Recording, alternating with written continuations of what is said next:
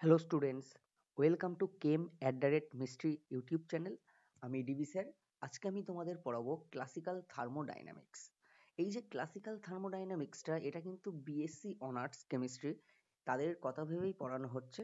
কিন্তু পাশাপাশি বলে রাখি, এই যে লেকচারগুলো যারা এইচএস পাশ করে নিট যেই জন্য পড়ছো তারা দেখতে পারো, এবং আইআইটি জ্যাম, নেট গেট এই সমস্ত কম্পিটিটিভ এক্সামগুলো যারা দিচ্ছ তারাও এই লেকচারগুলো দেখতে পারো। বা এসএলএসটি, অবশ্যই এসএলএসটি কেমিস্ট্রি জন্য যারা পড়াশোনা করছো, এসএলএসটি এটা লেখা হলো না আমার, তাই তো? তাহলে এসএলএসটি এই সমস্ত কেমিস্ট্রির জন্য, কেমিস্ট্রি সাবজেক্টের যারা আসো তারা কিন্তু লেকচারটা ভালো করে দেখতে পারো। এখন আমরা কেন থার্মোডাইনামিক্স পড়বো সেইটা নিয়ে একটু আর সামান্য কিছু আজকের লেকচারে পড়বো। একটা লেকচার, সেখানে তো মানে এটা হয়তো কয়েকটা লেকচার চলবে, মানে থার্মোডাইনামিক্স হিউজ একটা। প্রথমে আমি একটা কোটেশন দিয়ে শুরু করছি, দেখো। অ্যালবার্ট আইনস্টাইন এর বলা, it is the only physical theory of universal content concerning which I am convinced that within the framework of the applicability of its basic concept it will never be overthrown। মানে এটা হলো মানে একমাত্র সার্বজনীন physical theory অর্থাৎ ভৌত তত্ত্ব, যেটা আমি কনভিন্সড হয়েছি যে এর ফ্রেমওয়ার্কের মধ্যে এর বেসিক কনসেপ্টগুলোর যে প্রয়োগযোগ্যতা বা অ্যাপ্লিকেবিলিটি সেটাকে ছুঁড়ে ফেলার মতো নয়। ঠিক আছে? তাহলে এইরকম একটা কোটেশন, তার মানে বুঝতে পারছো ক্লাসিক্যাল থার্মোডাইনামিক্সে বেসিক্যালি তেমন কোনো ভুল নেই। মানে ক্লাসিক্যাল থার্মোডাইনামিক্সটা আমরা একটু ধীরে ধীরে বলবো জিনিসগুলো কি, মানে তখনই আমি এক্সপ্লেন করছি কি ব্যাপার স্যাপার। তা চলো শুরু করি লেকচারটা ভালো করে। আর তার আগে একটু শুনে নাও যে কোন কোন রেফারেন্স বুক তোমরা ফলো করতে পারো। তোমরা অ্যাটকিন্স ফিজিক্যাল কেমিস্ট্রির বইটা ফলো করো, যেটা আমি বিএসসি তে খুবই পড়তাম, এখনো পড়ি। আরেকটা বই যেটা আমরা বিএসসি তে পাইনি কিন্তু এখন পেয়েছি, এখন পড়ি। আর আমরা সৌভাগ্যবান যে যিনি লেখক অর্থাৎ স্যার এনকেবি স্যার, তার ক্লাস আমরা করেছি। Physical chemistry concept and models volume 3 তে তোমরা পাবে বেরা ঘোষ ঘোষ। ঠিক আছে? আরেকটা বই আমি খুব ফলো করি, সেটা হচ্ছে লেভাইনের ফিজিক্যাল কেমিস্ট্রি বই। তাহলে এই তিনটে বই তোমরা কিন্তু রেফারেন্স হিসেবে রাখতে পারো ক্লাসিক্যাল থার্মোডাইনামিক্সটা পড়ার জন্য। খুবই উপকার। আরেকটা বই আছে যেটাও তোমরা দেখতে পারো, যেটা আমি মাঝে মধ্যে দেখি, সেটা হচ্ছে ঋষিকেশ চ্যাটার্জির ফিজিক্যাল কেমিস্ট্রির বই, সেটাও দেখতে পারো। আচ্ছা, তাহলে শুরু শুরু করি আমরা ক্লাসিক্যাল থার্মোডাইনামিক্স। দেখো, আমি ধীরে ধীরে বলি থার্মোডাইনামিক্সটা কি অ্যাকচুয়ালি। এই যে থার্মোডাইনামিক্স আমরা বলছি, থার্মোডাইনামিক্স, তা এই থার্মোডাইনামিক কথার অর্থ কি? প্রথমে আমরা যদি থার্মো বলি, এই যে thermo, thermo means heat. Thermo means কি? হিট। অ্যান্ড এই যে dynamics,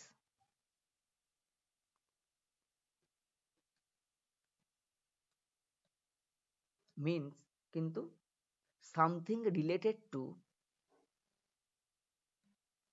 something related to, something related to motion, তাপ গতিবিদ্যা, তাই তো? তাহলে থার্মো কথাটার মানে হচ্ছে হিট, আর something related to motion, that is dynamics, গতিবিদ্যা। এখন কথা হলো, এই যে আমরা থার্মোডাইনামিক্স দুটোকে এক করে দিলে কি মনে হয়? হিট ইন মোশন, তাই তো? মানে এইরকম একটা শাখা নিয়ে আমরা পড়াশোনা করব বিজ্ঞানের, যেখানে হিট নাকি ইন মোশনে আছে, তাই তো?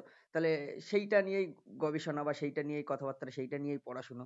কিন্তু এখন আরো একটু ইলাবোরেট যদি আমরা করি, ইলাবোরেট করলে দেখা যায় যে জুলের সূত্র তোমরা পড়েছো। জুল বলেছে যে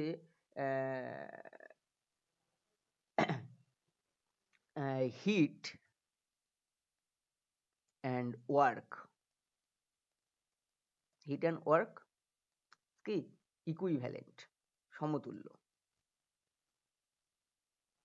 মানে তোমরা জানো তাপকে কার্যে, কার্যকে তাপে রূপান্তরিত করা যায়।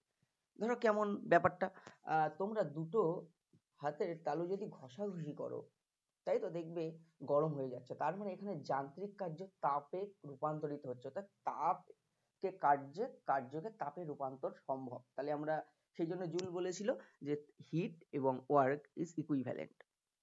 বা যখন তোমরা রান্না বান্না করো বা কোনো একটা ধরো হাঁড়িতে, আমি বলছি হাঁড়িতে যখন ভাত রান্না করছো, তখন দেখবে যখন ফোটে ওটা খুব প্রচন্ড ভাবে, তখন দেখবে এই যে সরাটা, হাঁড়ির যে সরা সেটা কিন্তু নড়ে যায়। কেন? তার মানে বেসিক্যালি ওই যে তাপ দেওয়া হচ্ছে, তাপ ফলে একটা কার্য করছে এই সিস্টেম, যে ব্যাপারটা উঠছে তারা কিন্তু ওটাকে নাড়িয়ে দিচ্ছে, তাই তো? তাহলে এইরকম প্রচুর এক্সাম্পল আছে যেগুলো থেকে আমরা বোঝাতে পারি heat and work is equivalent, অর্থাৎ কার্যকে আমরা আহ, তাপ তাপে আর তাপকে কার্যে রূপান্তরিত করতে পারি, তাই তো? তাহলে তাহলে এখন একটু ইলাবোরেট করে যেটা দাঁড়ালো, থার্মো কথাটাকে আমরা হিট না বলে সেখানে হিট অ্যান্ড ওয়ার্ক বোথ বলতে পারি। থার্মো কথাটাকে আমরা মিন্স নাও, thermo means heat and work. এইবার হিট অ্যান্ড ওয়ার্ক এটাকে অ্যাজ এ হোল আমরা কি বলতে পারি? Heat and work energy, energy, ঠিক আছে? এটাকে আমরা কি বলতে পারি? এনার্জি। আচ্ছা, আর ডাইনামিক্স, ডাইনামিক্স তো সামথিং রিলেটেড টু মোশন, তার মানে আমরা বলতে পারি এনার্জি ইন মোশন। তার মানে থার্মোডাইনামিক্স হলো এমন একটা শাখা যেখানে আমরা আলোচনা করব এনার্জি মোশনে আছে, অর্থাৎ এনার্জি গতিশীলতা, মানে একটা শক্তি আর একটা শক্তিতে পারস্পরিক রূপান্তর। আমরা জানি বিভিন্ন প্রকার শক্তির মধ্যে পারস্পরিক রূপান্তর সম্ভব, তাই তো? তাহলে বিজ্ঞানের এমন একটা শাখা থার্মোডাইনামিক্স যেখানে বেসিক্যালি আমরা শক্তির বিভিন্ন রূপান্তর সংক্রান্ত বিষয় নিয়ে আলোচনা করব, ঠিক আছে? সিস্টেম সাম্য অবস্থায় যদি থাকে, সিস্টেমটা যদি ইকুইলিব্রিয়ামে থাকে, তখন কিন্তু এই থার্মোডাইনামিক্সের যে লস গুলো আছে, যে রুল গুলো আছে, যে নিয়মগুলো আছে, সেগুলো কিন্তু মেনে চলবে। সিস্টেমটাকে অবশ্যই সাম্য অবস্থায় থাকতে হবে, ইকুইলিব্রিয়ামে থাকতে হবে, তোমরা পড়বে। আচ্ছা, তার মানে অ্যাজ এ হোল আমরা যেটা বলতে পারি, থার্মোডাইনামিক্স কি করছে? Thermodynamics deals with energy in motion, energy in motion এর সাথে ডিল করছে, ঠিক আছে? আচ্ছা, এবার এখন এই যে ক্লাসিক্যাল থার্মোডাইনামিক্স, এই ক্লাসিক্যাল থার্মোডাইনামিক্স কিন্তু বেসিক্যালি এসছে, বা এর ল গুলো এসছে এক্সপেরিমেন্টাল অবজারভেশনের জেনারেলাইজেশনের মাধ্যমে। অর্থাৎ আমরা বাস্তব জীবনে যে সমস্ত জিনিস অবজার্ভ করি তার জেনারেলাইজেশনের ভিত্তিতেই কিন্তু এই যে ক্লাসিক্যাল থার্মোডাইনামিক্সের লস গুলো এসছে, ঠিক আছে? তার মানে আমরা এই ক্লাসিক্যাল থার্মোডাইনামিক্সটা কিন্তু মাইক্রোস্কোপিক সিস্টেমের জন্য ডিজাইন না, এটা বেসিক্যালি ডিজাইন করা হয়েছে ম্যাক্রোস্কোপিক সিস্টেম, অর্থাৎ যে সমস্ত ধর্মাবলী ইন্দ্রিয় গ্রাহ্য, তাই তো? তাদের ক্ষেত্রে এই ক্লাসিক্যাল থার্মোডাইনামিক্সটা কিন্তু, অর্থাৎ এই যে সনাতন আমরা বলি ক্লাসিক্যাল থার্মোডাইনামিক্স, অর্থাৎ ক্লাসিক্যাল থার্মোডাইনামিক্সটা কিন্তু প্রযোজ্য কার ক্ষেত্রে? ম্যাক্রোস্কোপিক সিস্টেমের ক্ষেত্রে। এটা কিন্তু মাইক্রোস্কোপিক সিস্টেমের ক্ষেত্রে প্রযোজ্য নয়। আমরা সেইভাবে লিখি, একটা লাইন লিখি, দেখো সেন্টেন্স লিখি, classical thermodynamics, classical thermodynamics deals with macroscopic, মানে যেগুলো ইন্দ্রিয় গ্রাহ্য, macroscopic system, and does not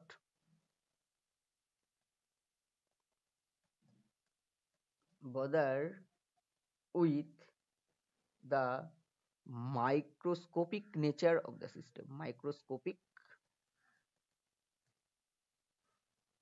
nature of the system. Of the system. ওকে, তাহলে ক্লাসিক্যাল থার্মোডাইনামিক্স কিন্তু কোনো ফিজিক্যাল কেমিস্ট্রির লস গুলো আছে, আমি যদি বলি তাহলে সেটা দু রকম হয়। একটা আছে যেটা কিছু অ্যাজাম্পশনের ভিত্তিতে তৈরি হয়, আর একটা আছে এক্সপেরিমেন্টাল অবজারভেশনের ভিত্তিতে তৈরি, সেখানে কোনো পোস্টুলেট বা অ্যাজাম্পশন লাগে না। তাই তো, তাহলে এই যে ক্লাসিক্যাল থার্মোডাইনামিক্সটাই কিন্তু কোনো অ্যাজাম্পশন বা পোস্টুলেটের উপর ভিত্তি করে হয়নি। এটা বেসিক্যালি কোন কিসের উপর ভিত্তি করে হয়েছে? এটা কিন্তু এটা যার উপরে ভিত্তি করে হয়েছে সেটা হচ্ছে experimental observation and the experience gather. যে এক্সপিরিয়েন্স আমরা গ্যাদার করি বাস্তব জীবনে, তার উপর ভিত্তি করেই কিন্তু ক্লাসিক্যাল থার্মোডাইনামিক্সটা হয়েছে। সেই জন্য ক্লাসিক্যাল থার্মোডাইনামিক্সে তোমরা ওই যে যেটা দেখতে পাচ্ছ সেটাকে কখনোই ইগনোর করতে পারি না। আমরা এটা বলি, আমরা আমরা আমরা কখনোই এক্সপেরিমেন্টটাকে ইগনোর করতে পারি না। আমরা একটা আমরা যারা গবেষণা করি তারা একটা কথা বলি সব সময়, আমরা কখনোই এক্সপেরিমেন্টাল রেজাল্টটাকে ইগনোর করতে পারি না। এক্সপেরিমেন্টাল রেজাল্টটা হচ্ছে বাস্তবতা বলে, ঠিক আছে? মানে সঠিকভাবে এক্সপেরিমেন্ট করলে যে রেজাল্ট আসছে সেটাকে আমরা কখনোই ইগনোর করতে পারি না। আচ্ছা, তাহলে আমরা আরেকটা সেন্টেন্স লিখতে পারি, classical thermodynamics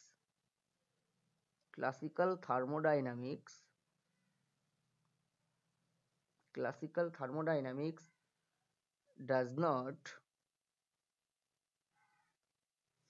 depend on any assumptions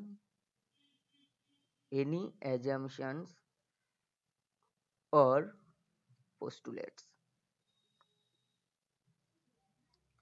assumption or postulate, তাই তো?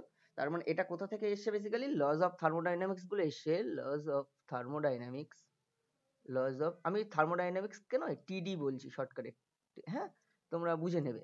এই যে লজ অফ থার্মোডাইনামিক্স টিডি, বারবার ওই থার্মোডাইনামিক্স বড় কথাটা লিখতে অনেকটা টাইম চলে যাচ্ছে। লজ অফ থার্মোডাইনামিক্স আর the generalization of generalization of of এটা of হ্যাঁ of experimental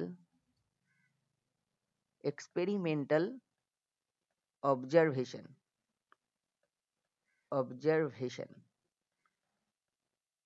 and the experience যেটা আমি বলছিলাম এতক্ষণ ধরে।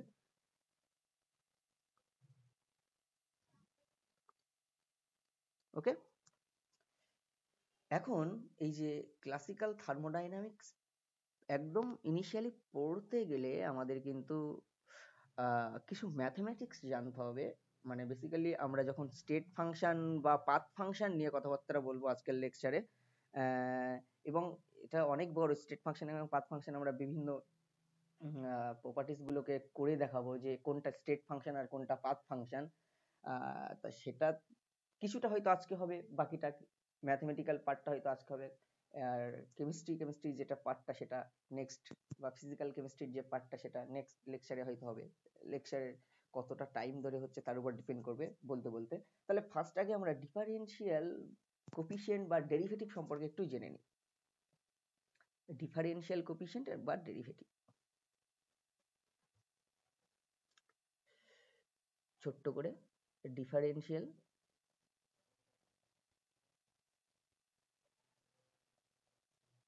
Coefficient and derivative।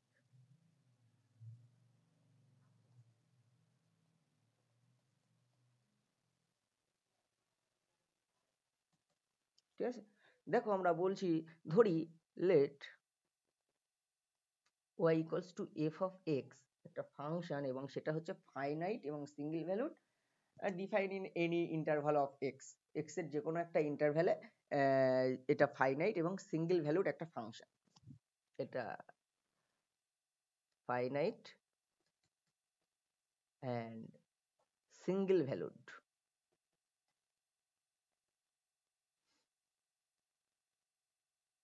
Defined in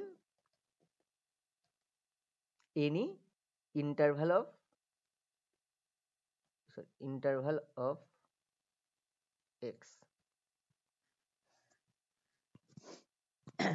আচ্ছা, তাহলে এই যে y equals to f of x একটা সিঙ্গেল ভ্যালুড এবং সসীম ফাংশন। এখন আমরা x এর ইনক্রিমেন্ট x, ঠিক আছে, x এর ইনক্রিমেন্টটাকে যদি ইনক্রিমেন্ট ডেল্টা এক্স এবং সেইটা ইকুয়ালস টু এইচ বলছি, এক্স এর ইনক্রিমেন্ট সেটা হচ্ছে ইনক্রিমেন্ট অফ এক্স, তাই তো, সেটাকে আমরা ডেল্টা এক্স বলছি এবং সেটা ইকুয়ালস টু এইচ ধরে নিলাম, লেট।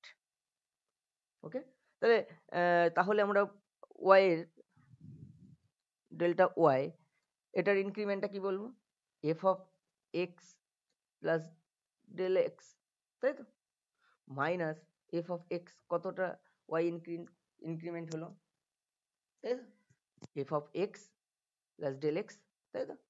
এটাকে আমরা যদি গ্রাফিক্যালি একটু ভালো করে বোঝানোর চেষ্টা করব আরো, তাহলে এইটাকে আমরা কি বলতে পারি, ডেল্টা ওয়াই, ওয়াই এর যে increment in y, f of x plus del x minus f of x, তাহলে এর ইনক্রিমেন্টটা পেয়ে গেলাম, তাই তো। প্রথমে এক্স এর ইনক্রিমেন্টের জন্য কোন ভ্যালুতে পৌঁছালো সেটা, আর আগে কোন ভ্যালুতে ছিল এক্স এর ভ্যালু এক্স এ থাকার জন্য ছিল এফ অফ এক্স ওয়াই এর মানটা, আর এক্স এর ভ্যালুর ইনক্রিমেন্টটা হলো ডেল্টা এক্স, তাহলে টোটালটা value x plus delta x, এই এক্স প্লাস ডেল্টা এক্স ভ্যালুর জন্য তার মান কত, মাইনাস, সেখান থেকে যদি আমি এক্স এর এক্স ভ্যালুর জন্য যে মানটা সেটা বিয়োগ করি, তাহলে ওয়াই এর ইনক্রিমেন্টটা পেয়ে যাই, দেখো ডেল্টা ওয়াই পেয়ে গেলাম। ওকে, এখন ডিফারেনশিয়াল বলছে f dot x derivative, first derivative, সেটা d y by d x, এবং এটাকে আমরা এইভাবে লিখতে পারি, লিমিট যখন এক্স এর মান খুবই ক্ষুদ্র, ডেল্টা এক্স এর মান ইনক্রিমেন্টটা, এক্স এর ইনক্রিমেন্টটা খুবই ক্ষুদ্র, টেন্স টু জিরো, তখন আমরা এইভাবে লিখতে পারি del y by del x. Okay, আচ্ছা, তাহলে এখান থেকে আমরা ডেল ওয়াই ডেল এক্স এর মান বসিয়ে দিলে আমরা কি পাবো, আলটিমেটলি এফ ডট এক্স সেটা equals to d y by d x, সেটা ইকুয়ালস টু কি, লিমিট ডেল্টা এক্সটাকে আমরা এইচ ধরেছি, তাহলে h tends to zero, f of x plus h minus f of x by delta delta এক্সটাকে কিন্তু h ধরা হয়েছে, আমি আগেই বলেছি, তাই তো, সেই হিসেবে লেখা হলো বাই এইচ, তাই তো। তাহলে এটা অবকলনের প্রাথমিক সংজ্ঞা আমরা যদি বলি এটা অ্যাকচুয়ালি। এবার একটু গ্রাফিক্যালি দেখি ব্যাপারটা। ধরো এই যে একটা যে ফাংশনটাকে আমরা ডিফাইন করেছি,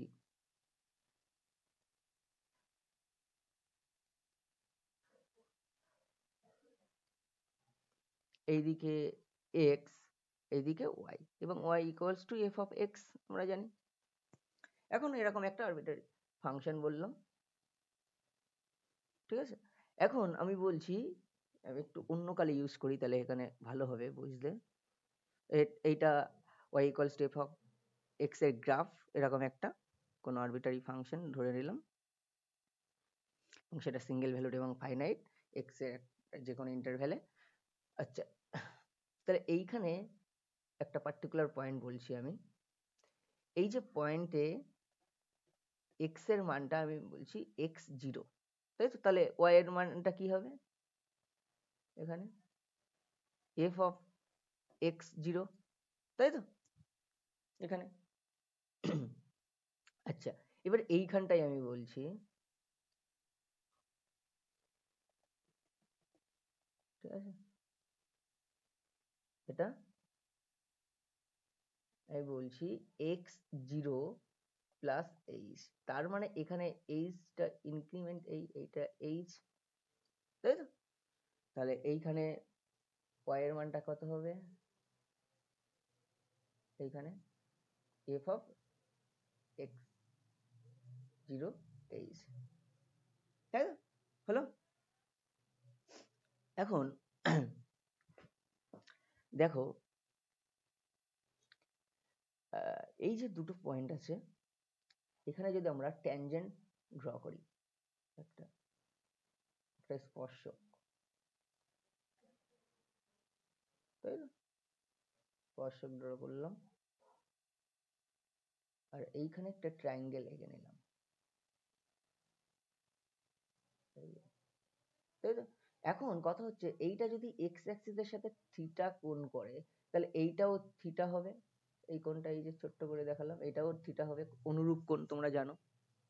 এখন এইটুকু এইচ, আর এইটা কত কি হবে? এই যে ভ্যালুটা, এই যে ডিফারেন্সটা, f of x0 plus h minus f of x0, তাই তো? রাইট? হলো? এইটুকু জায়গা। তাহলে ওই যে ছোট্ট ট্রায়াঙ্গেলটা, এবং আমরা যদি বলি এই যে x0 আর x0 প্লাস এইচ, এই পয়েন্ট দুটো যদি খুব কাছাকাছি উপস্থিত হয়, তাহলে এই যে এটা কিন্তু স্ট্রেট লাইন হয়ে যাবে ওইটা, তাই তো? তাহলে এই যে ট্রায়াঙ্গেলটা আমরা যেটা বলছি ওইখানে দেখো, এই কোণটা থিটা, এইটা লম্ব, এটা ভূমি, এটা অতিভুজ, তাই তো? তাহলে এই ট্যান থিটা ইকুয়ালস টু কি তোমরা জানো? লম্ব বাই ভূমি, তাই তো? এবং এইটা এই যে রিজিয়নটুকু আমরা এইটাকে আমরা কার্ভেচারটাকে আমরা লিনিয়ার, এই কার্ভেচারের যে পয়েন্টটা, এই যে গ্রাফের কালো যে গ্রাফটা ড্র করা হয়েছে, ওটা কার্ভেচার একটা দেখতে পাচ্ছ, তাই তো? এবং ওইটাকে এই যে এই দুটো পয়েন্ট যত কাছাকাছি উপস্থিত হবে, মনে রাখতে হবে, এই যে দুটো পয়েন্ট যত কাছাকাছি উপস্থিত হবে তত কিন্তু ওই এটা স্ট্রেট লাইনের দিকে যাবে, তাই তো? তাহলে যদি কাছাকাছি উপস্থিত হয়, মনে রাখতে হবে এই যে x0 প্লাস এইচ, অর্থাৎ এইচ এর মান যদি খুবই ক্ষুদ্র হয়, এইচ টেন্স টু যদি 0 হয়, তাহলে তাহলেই কিন্তু আমরা বলতে পারি এইটা স্ট্রেট লাইন। এই যে এইটুকু, এই যে দুটো পয়েন্টের মাঝখানে এই যে এই স্ট্রেট লাইনটা টানা হয়েছে, এই যে এটা কিন্তু আমরা বলতে পারি ওটা স্ট্রেট লাইন হবে তখনই যদি খুব কাছাকাছি হয়, অর্থাৎ তার ফিজিক্যাল মিনিংটা কি? এইচ টেন্স টু 0 হতে হবে তার মানে, তাই তো? তাহলেই তো x0 আর x0 প্লাস এইচ এটা কাছাকাছি উপস্থিত হবে, এই পয়েন্টটা খুব কাছাকাছি উপস্থিত হবে তখনই যখন এই যে ইনক্রিমেন্টটা বা গ্যাপটা খুবই কম হবে, তাই এইচ টেন্স টু 0, তখন ট্যান থিটা ইকুয়ালস টু আমরা বলতে পারি লম্ব বাই ভূমি, তাই তো? লম্ব বাই ভূমি, এবং এইটা ইকুয়ালস টু আমরা এইভাবে লিখতে পারি, লিমিট এইচ টেন্স টু 0। কেন? কারণ x0 আর x0 প্লাস এইচ কে খুব কাছাকাছি উপস্থিত হতে হবে, অর্থাৎ এইচটাকে টেন্স টু 0 হতে হবে, সেই জন্য লিমিটটা লিখলাম। এবার লম্ব বাই ভূমি করো, তাই তো? এইটা লম্ব, এই পার্টটা, তাই তো? তাহলে f of x0 plus h minus f of x0 by ভূমি এইচ, তাই তো? তাহলে আলটিমেটলি আমরা জানি নতি বা প্রবণতা, স্লোপ ইকুয়ালস টু কি? এম, তাই তো? সেটা ইকুয়ালস টু ট্যান থিটা, এবং সেটা ইকুয়ালস টু আমরা বলতে পারি limit h tends to 0 f of x0 plus h minus f of x0 by h, তাই তো? অর্থাৎ এটাই এফ ডট এক্স, অর্থাৎ dy বাই dx আমরা বলতে পারি at x equals to 0 তে, ঠিক আছে? আচ্ছা, তাহলে গ্রাফিক্যাল ইন্টারপ্রিটেশন হলো। এবার এইগুলো সব সিঙ্গেল ভ্যালু ছিল। এইবার এখন ডিফারেন্সিয়েশনটা করব আমরা, ডেরিভেটিভ অবকলন।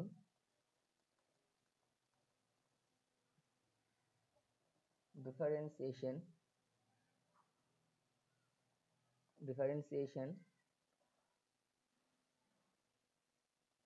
of multi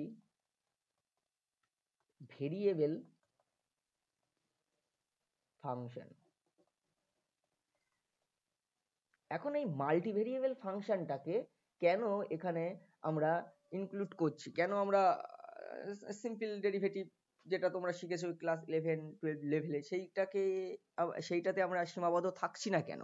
কারণ আমরা যদি সিম্পলি বলি, এই যে তাপগতিবিদ্যায় অনেক ফাংশন আছে, অনেক ধর্মাবলী আছে, যেগুলো কিন্তু তোমার শুধুমাত্র একটা ইন্ডিপেন্ডেন্ট ভেরিয়েবলের উপর ডিপেন্ড করে না, তারা অনেকগুলো ভৌত ফিজিক্যাল কোয়ান্টিটির উপর ডিপেন্ড করে। অ্যাজ ফর এক্সাম্পল, আমি যদি আইডিয়াল গ্যাস ইকুয়েশনটাকে বলি তোমাদের সুবিধার্থে, PV equals to n r t, এটা তাহলে আমরা এখানে বলতে পারি p equals to n r t by v, অথবা আমরা লিখতে পারি v equals to n r t by p, তাই তো?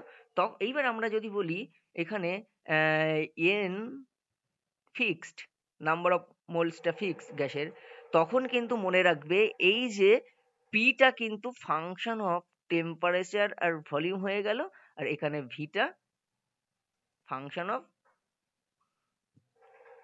টেম্পারেচার অ্যান্ড প্রেশার, তাই তো? তাহলে এইগুলো, তার মানে আমরা দেখতে পাচ্ছি ভলিউমটা কিন্তু টেম্পারেচার এবং প্রেশারের উপর ডিপেন্ড করছে, আর প্রেশারটা টেম্পারেচার বা ভলিউমের ফাংশন হয়ে যাচ্ছে, তাই তো? তাহলে তার মানে আমাদের এই যে থার্মোডাইনামিক্সটা পড়তে গেলে আমাদের কিন্তু মাল্টিভেরিয়েবল ফাংশনের ডিফারেন্সিয়েশন সম্পর্কে জানতে হবে, এবং আমরা সেটাকে এখানে পার্শিয়াল ডেরিভেটিভ বলবো, মানে একজনকে কনস্ট্যান্ট রেখে অন্যজনের ডেরিভেটিভ, তাই তো? তাহলে পার্শিয়াল ডেরিভেটিভের কনসেপ্ট আমাদের একটু জানতে হবে। পার্শিয়াল ডেরিভেটিভ, পার্শিয়াল ডেরিভেটিভ, ঠিক আছে? Partial derivative,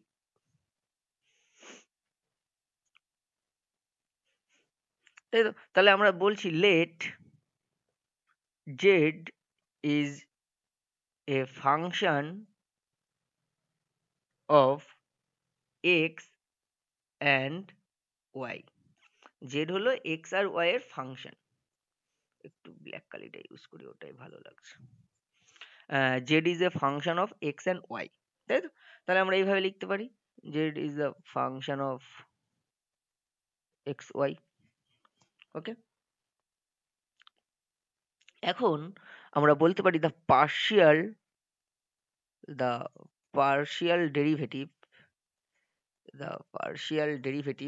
of F of x y with respect to x, সেটা কি হবে? এফ এক্স, সেটা equals to df by dx at constant y, এবং সেটাকে আমরা এইভাবে লিখতে পারি লিমিট ডেল্টা এক্স, এবং সেই এক্স এর রেসপেক্টে ডেরিভেটিভ করছি, তার মানে কি ডেল্টা এক্সটাকে একটু আগে যেভাবে বোঝালাম সিম্পল টেন্স টু জিরো হতে হবে, এবং f of x plus delta x y minus f of x y by delta x. Okay, একই রকম ভাবে আমরা যদি partial derivative of F of x y with respect to y করি, তাহলে আমরা যেটা পাবো, দেখো, তাহলে আমরা যেটা পাবো f y equals to del f of f by del y at constant x, that is equals to limit del y tends to 0 f of x y plus del y minus f of x y by del y, তাই তো?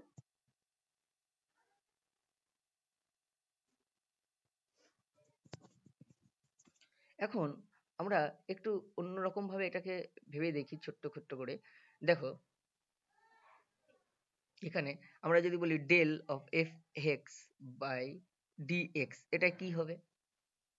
D x এর রেসপেক্টে F x, এই যে এইটাকে F x বলতে এইটাকে derivative করব, df del x del এটা at constant y মানে constant y, তাহলে এইটাকে আমরা কি লিখতে পারি, d2f বাই d বা ডেল বলি এটা পার্শিয়াল, তো ডেল x2, তাই তো। একই রকম ভাবে যদি বলি এইটা dfx del y del fx by del y, সেটা equals to del del y, simple. এই fx এর মান d del f by del x at constant y, এটা ওভারঅল কনস্ট্যান্ট x হবে। কেন কি, কারণ যখন y এর রেসপেক্টে করবো তাহলে ওভারঅল কি x টা, ওভারঅল আমরা কি আলটিমেটলি কার করছি, fx কে y এর রেসপেক্টে করছি, আর fx কে যখন y এর রেসপেক্টে করছি কনস্ট্যান্টটা কি x, তাই তো, পার্শিয়াল ডেরিভেটিভের কনসেপ্ট। তাহলে এইটাকে আমরা বলতে পারি del 2f del y del x, তাই তো, এটা বলতে পারি। একই রকম ভাবে তোমরা করবে del fy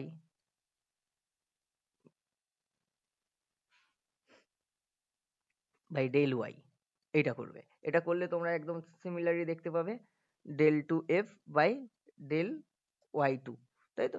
আর একই রকম ভাবে del y by del fy by del x, del fy by del x that is equals to del 2f by del x del y, তাই না, এইটা, এইগুলো আমাদের কাজে লাগবে, এইটা ঠিক আছে।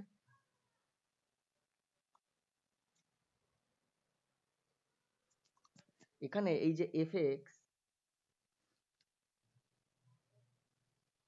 এটাকে বলা হয় fyx, আর এইটাকে বলা হয়, এই যে এটাকে বলা হয় fxy। এই fxy and fyx are the mixed partial second derivative, are the mixed partial second derivative, partial second derivative, second derivative, mixed partial second derivative বলা হয়, তাই তো। এবার এটাকে তোমরা টোটাল ডিফারেন্সিয়াল যদি করা হয়, টোটাল ডিফারেন্সিয়াল ডেল্টা এক্স, আমি আর করছি না, আমি ডট ডট দিয়ে বেরিয়ে গেলাম, তোমরা দেখবে একদম সিম্পল ভাবে ওই যেভাবে বলা হলো ওইভাবে টোটাল ডিফারেন্সিয়ালটা করবে। তাহলে এই যে ডেল জেড এই যে ফাংশনটা তো এই ছিল এফ অফ এক্স ওয়াই, তাই তো। তাহলে total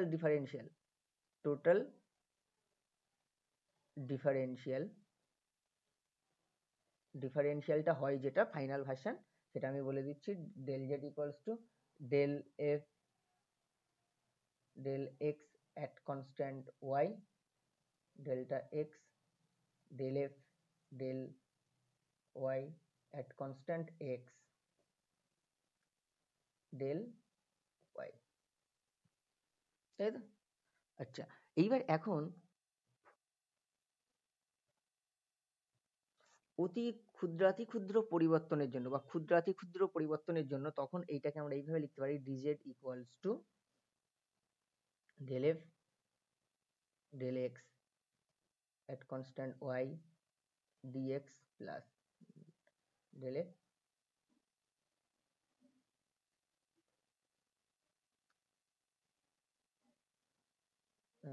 del y at constant x dy। এইটা হচ্ছে ইনফাইনিটেসিমাল চেঞ্জ,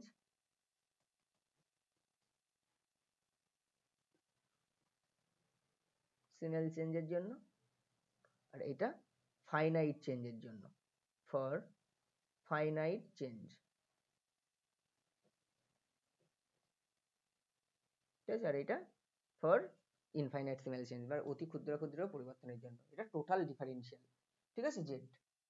ডেল জেড, তাই তো? তাহলে ডেল জেড এর মান হয়ে যাবে যদি এই ফাংশনটা ডেল এফ, মানে ব্যাপারটা কি হলো, এই জেড এর টোটাল পরিবর্তনটা আমরা এইভাবে বলতে পারি, একজনের কে কনস্ট্যান্ট রেখে আর অন্যজনের পরিবর্তন প্লাস অন্যজনকে ডেরিভেটিভ করব আর একজনের কে কনস্ট্যান্ট রেখে।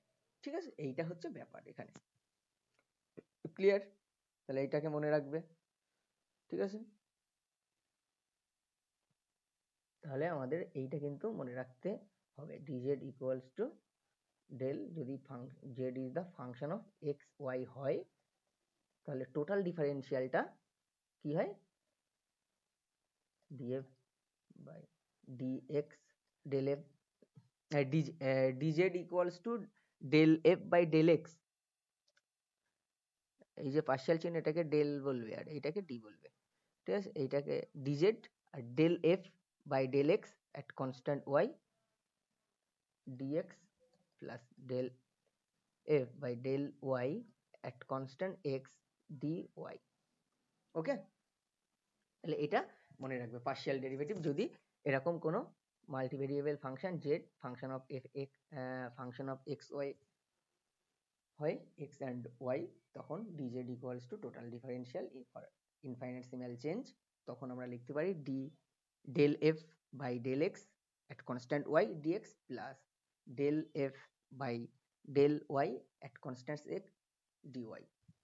ওকে, এবার আমাদের একটু জানতে হবে xz ডিফারেন্সিয়াল কি, basically xz differential, xz differential এইটা সম্পর্কে জেনে নিতে হবে। xz ডিফারেন্সিয়াল, xz ডিফারেন্সিয়ালটা কি?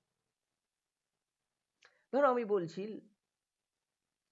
f of x, sorry, z equals to f of x y is said to be exact differential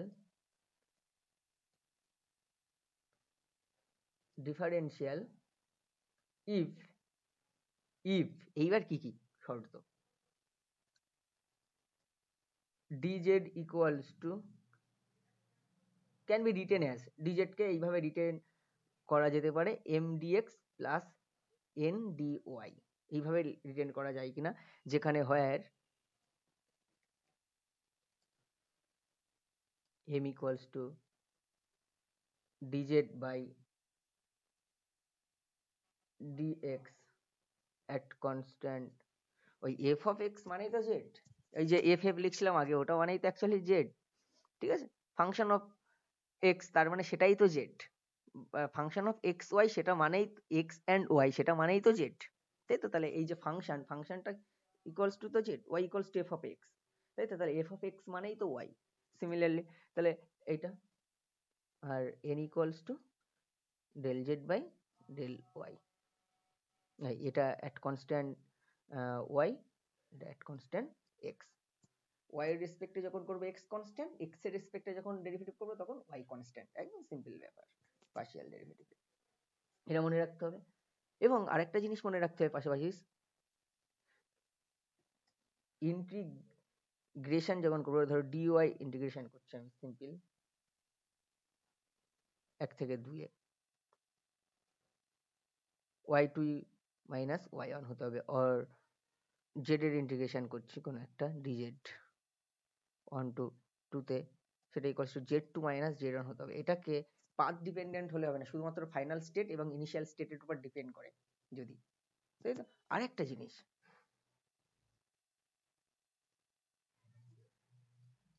খুব যেটা ইম্পর্টেন্ট সেটা হচ্ছে অয়লার রেসিপ্রোসিটি প্রিন্সিপালটাকে মেনে চলতে হবে। অয়লার রেসিপ্রোসিটি প্রিন্সিপাল,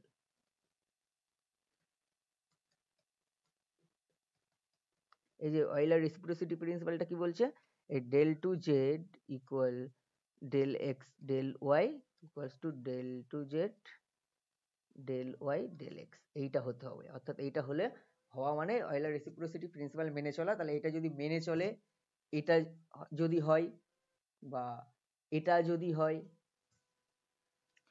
বা আরো একটা আছে, এটা তো ভেরি ভেরি ইম্পর্টেন্ট, হতেই হবে। আলটিমেটলি করে দেখতে হবে এইভাবে। প্রথমে এইটা 1 নম্বর, তারপরে খুঁজে বের করতে হয় এটা মেনে চলছে কিনা, অথবা আরেকটা আছে cyclic integral. Cyclic integral dy equals to 0, অথবা এটা সিঙ্গেল ভ্যালুড ফাংশন, এটা মাল্টি ভ্যালুড ফাংশন অবশ্যই, তাই তো?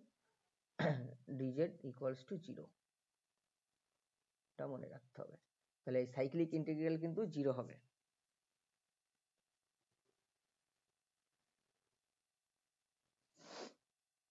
ওকে, সাইক্লিক ইন্টিগ্রালটাকে এই যে চিহ্নটা দেওয়া মানে সাইক্লিক ইন্টিগ্রাল, এটাকে বলা হয় সাইক্লিক ইন্টিগ্রাল, বদ্ধপথ সমাকল। সাইক্লিক ইন্টিগ্রাল, বদ্ধপথ সমাকল।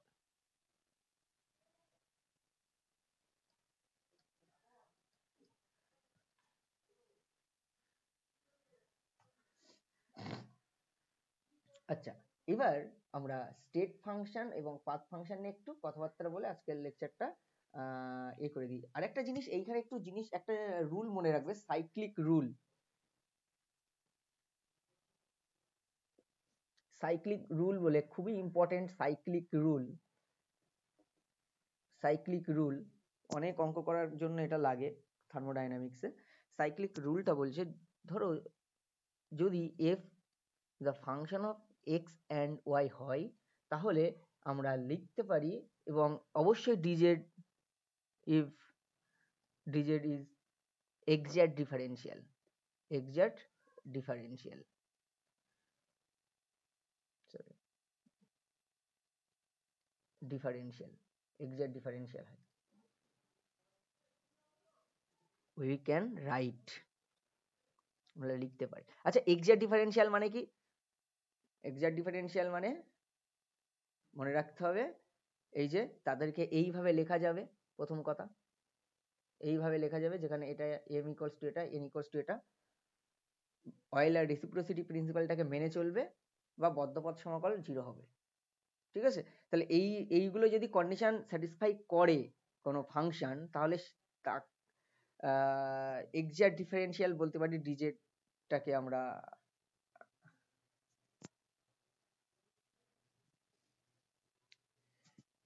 মানে এইখানে ডিজেট বলা উচিত এই ফাংশন, সেখানে d Z is said to be exact differential if.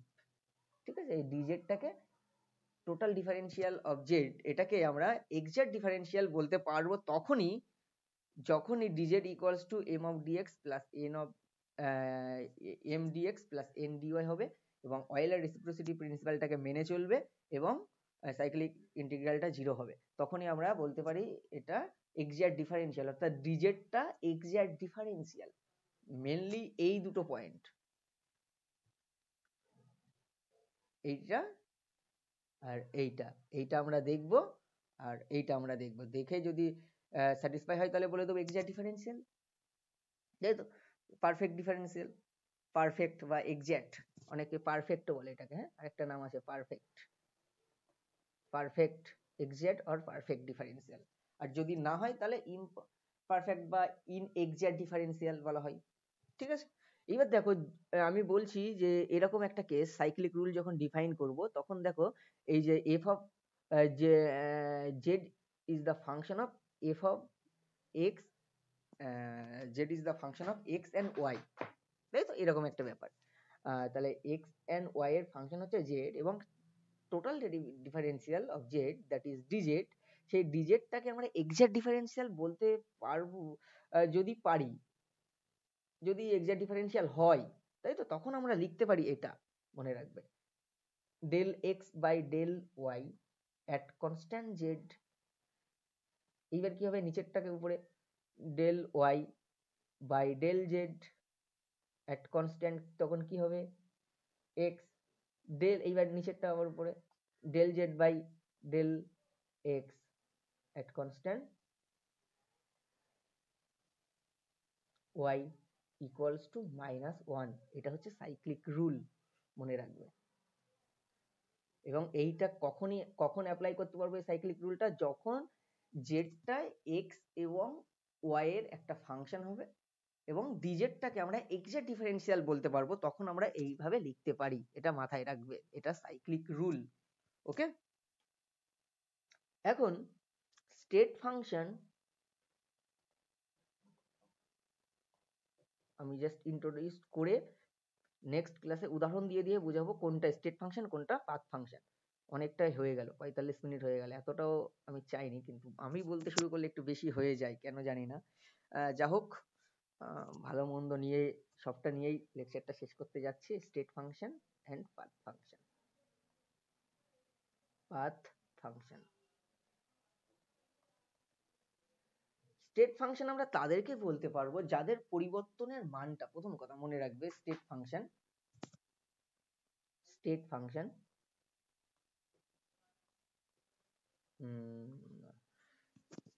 State ফাংশনটা আমরা তাদেরকেই বলতে পারবো যাদের পরিবর্তনের মানটা ফাইনাল স্টেট আর ইনিশিয়াল স্টেটের উপর ডিপেন্ড করে, কিন্তু পরিবর্তন কোন পথে হচ্ছে তার উপর ডিপেন্ড করে না। তাই তো, স্টেট ফাংশনটা কি, যাদের পরিবর্তনের মানটা শুধুমাত্র প্রারম্ভিক অবস্থা এবং অন্তিম অবস্থার উপর নির্ভর করে, কোন পথে এটা হচ্ছে পরিবর্তনটা তার উপর নির্ভর করে না, সেটা হচ্ছে স্টেট ফাংশন। আর পাথ ফাংশন মানে কি, পরিবর্তনটা ফাইনাল স্টেট ইনিশিয়াল স্টেট ওই রকমটা নয়, শুধু কোন পথে পরিবর্তনটা হচ্ছে তার উপর নির্ভর করে। অর্থাৎ পরিবর্তনের পথের উপর যদি নির্ভর করে তাহলে সেটা পাথ ফাংশন, আর যদি পরিবর্তনটা পাথের উপর নির্ভর না করে, শুধুমাত্র ফাইনাল স্টেট আর ইনিশিয়াল স্টেটের উপর ডিপেন্ড করে, তাহলে তাকে স্টেট ফাংশন বলতে পারি। এবং স্টেট ফাংশন, কোন একটা ফাংশনকে স্টেট ফাংশন তখনই বলবো যে equals to f of x y, তখন এই ডিজেটটা এক্সাক্ট ডিফারেন্সিয়াল হবে,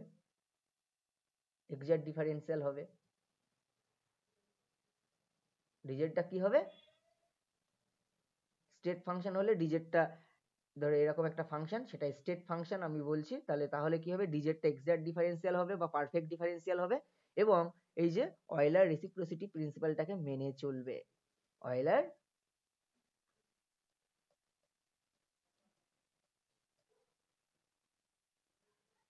তাই তো, অর্থাৎ ওয়েজ অয়লার্স রেসিপ্রোসিটি প্রিন্সিপাল,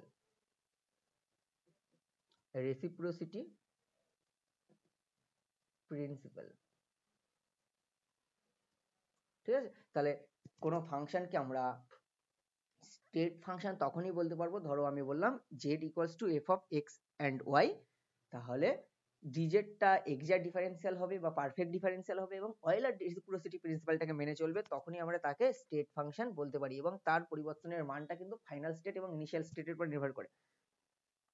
ধরো আমি বললাম কোন একটা ফাংশন x, তার পরিবর্তন x1 এ ছিল প্রথমে ভ্যালু, সেখান থেকে x2 তে গেল। এবার এই পথে যেতে পারে, সোজা যেতে পারে, এইভাবে যেতে পারে, আবার এইভাবে যেতে পারে, 1 নম্বর পথে গেল, 2 নম্বর পথে গেল। যে পথেই যাক না কেন, যদি এটা স্টেট ফাংশন হয়, এক্সটা যদি স্টেট ফাংশন হয়, তাহলে এর পরিবর্তনটা delta extra x2 minus x1 হবে, এটা কিন্তু মাথায় রাখবে। ডেল্টা এর পরিবর্তনটা, এবার এইটা যদি না হয়, পরিবর্তনের পথের উপর নির্ভর করে যাচ্ছে, তখন তাকে আমরা বলবো path function. Euler reciprocity principal মেনে চলবে না, এক্সাক্ট ডিফারেন্সিয়াল বা পারফেক্ট ডিফারেন্সিয়াল হবে না, অয়লার রেসিপ্রোসিটি মেনে চলবে না, তখনই তাকে আমরা পাথ ফাংশন বলে দেবো। তাই তো, তাহলে এইগুলো একটু মাথায় রাখবে। স্টেট ফাংশন পাথ ফাংশনটাকে ইন্ট্রোডিউস করালাম, এবং আমরা এক্সাম্পল প্রেসার, ভলিউম, এইগুলো ideal gas, van der Waals equation, এইগুলো ধরে ধরে বলবো যে কোনটা মানে পারফেক্ট ডিফারেন্সিয়াল বা বেসিক্যালি আমরা স্টেট ফাংশন কোনটা পাথ ফাংশন, সেইটাকে বোঝাবো বিভিন্ন রকম লস ইউজ করে। আমরা ডিফারেন্সিয়াল করবো, এক্সাক্ট ডিফারেন্সিয়াল হচ্ছে কিনা দেখবো, অয়লার রেসিপ্রোসিটি মেনে চলছে কিনা দেখবো, দেখে সেখান থেকে বলবো কোনটা পারফেক্ট ডিফারেন্সিয়াল বা কোনটা স্টেট ফাংশন কোনটা পাথ ফাংশন। তাহলে স্টেট ফাংশন পাথ ফাংশনের প্রবলেমস